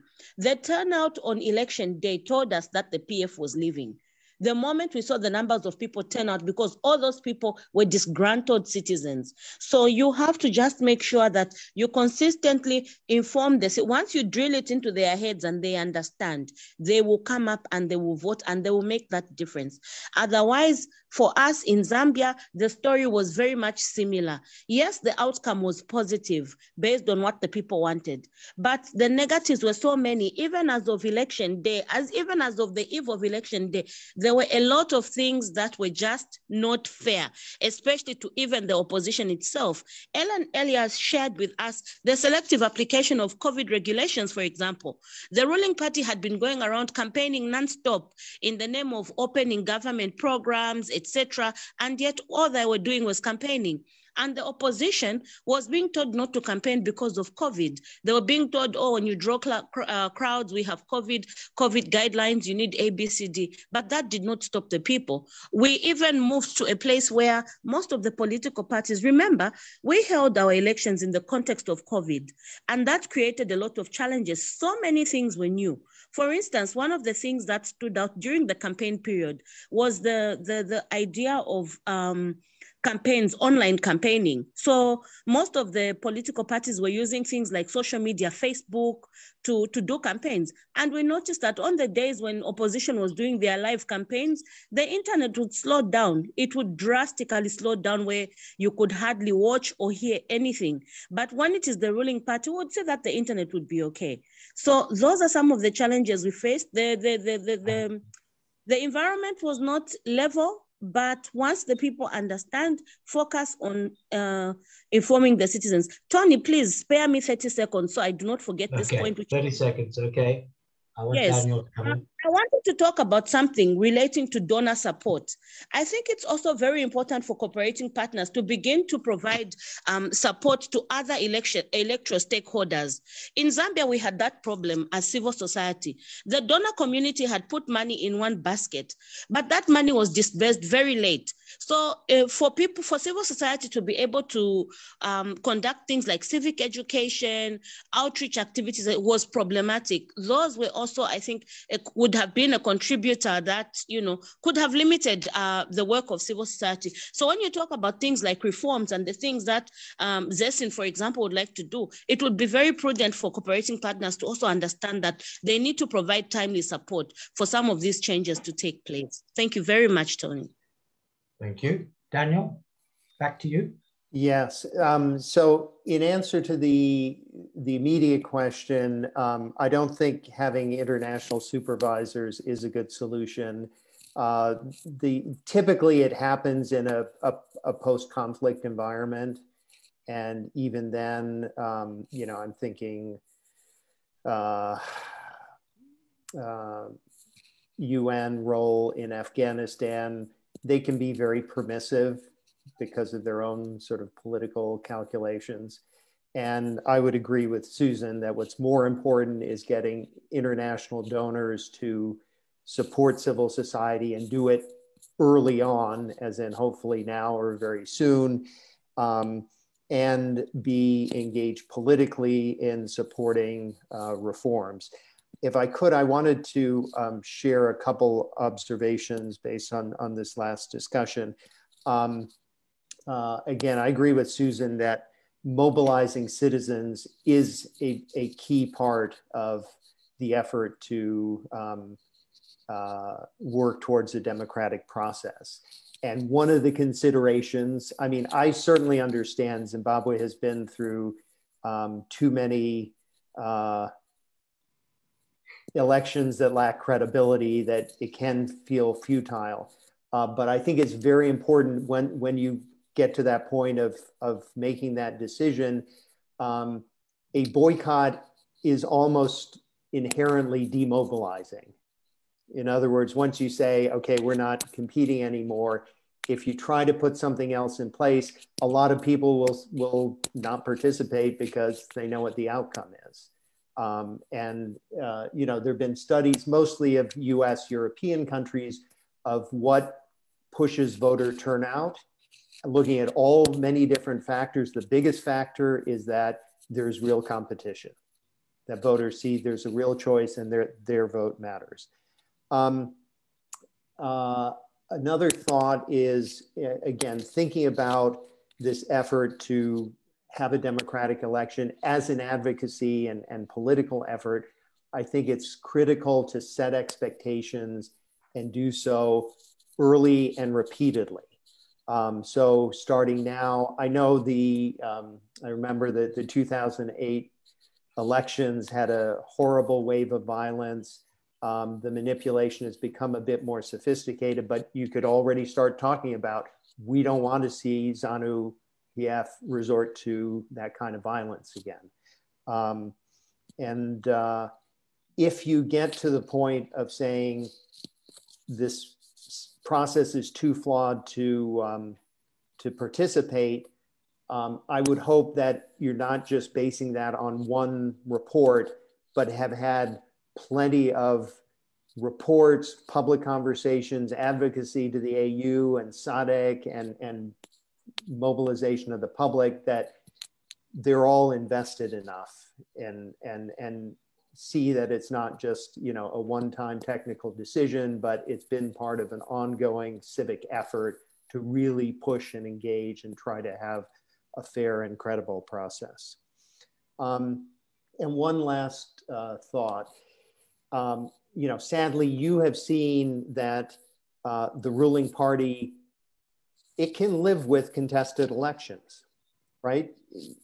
But there's a difference between the election is contested, you know, the experts are critical, the opposition party says, you know, this is unfair, versus a more dramatic outcome for manipulation.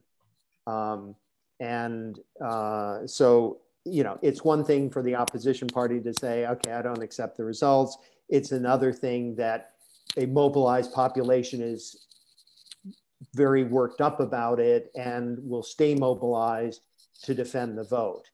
And similarly, it's one thing to have an international election observation mission to come and be kind of critical and then 3 days later move on to something else, versus the international community is really appalled by the election manipulation and will not live with the results and is ready to impose some consequences on a ruling party that stays in power through election fraud. So I'd encourage you to, you know, set expectations and look for that, you know, frankly, a bigger political goal that is not just a technical effort, but a way of mobilizing domestically and internationally to have clear pressure on the ruling party to deliver a credible process. Daniel, thank you. Right, it's we've reached the time now, I think. Thank you.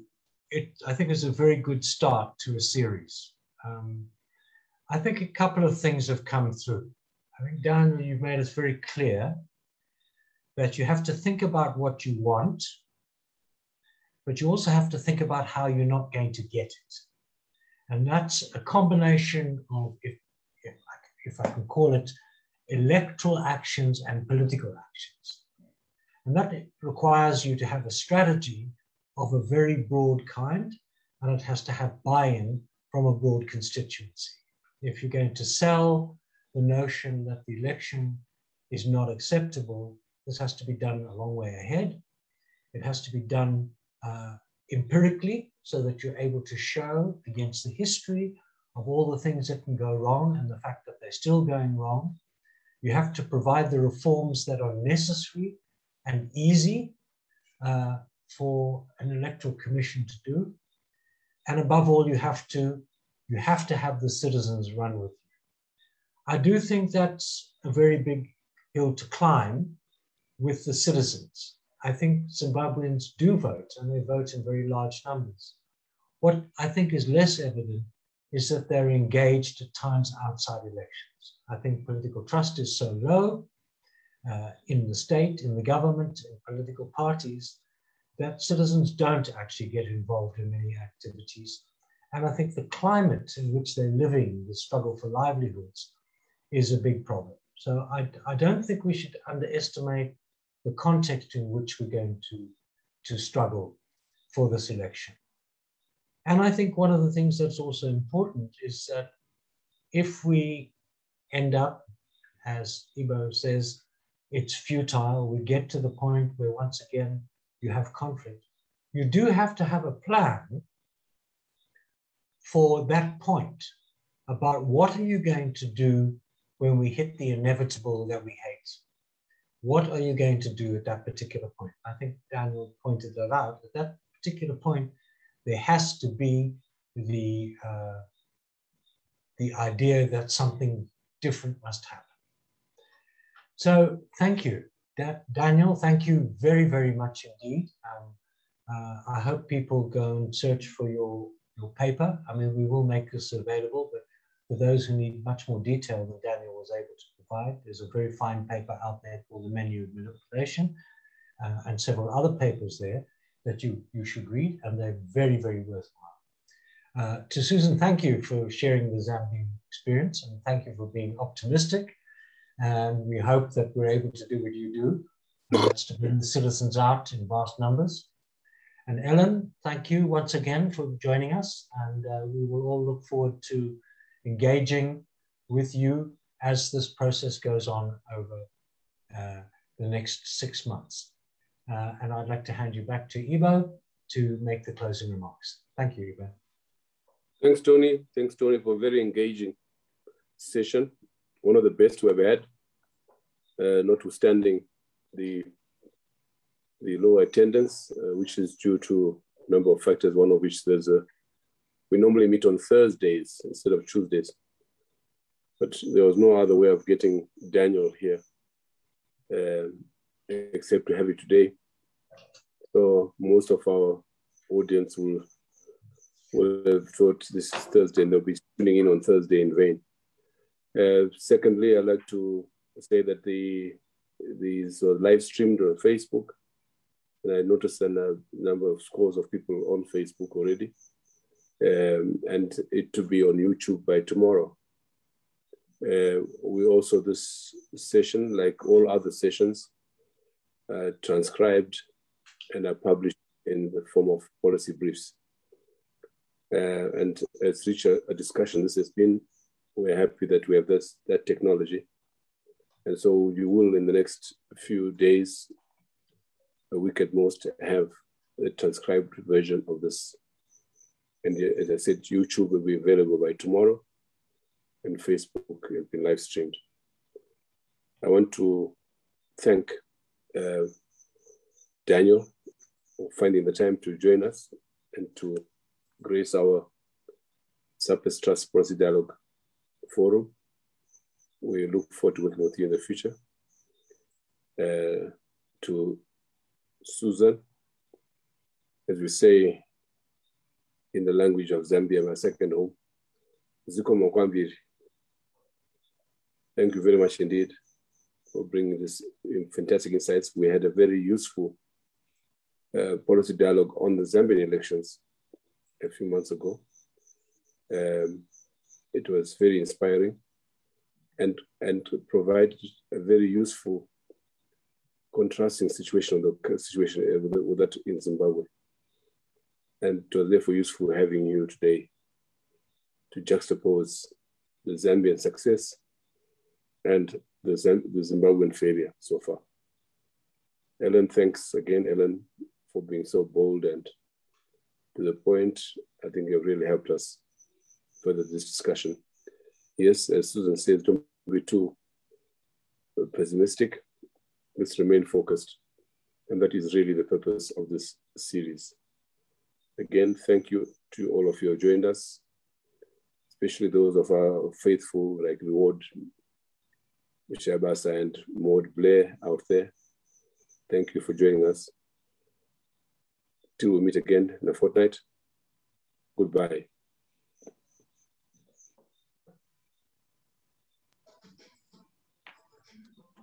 Thank you, Doc. Thank you, Tony, and everyone. Cheers. Okay.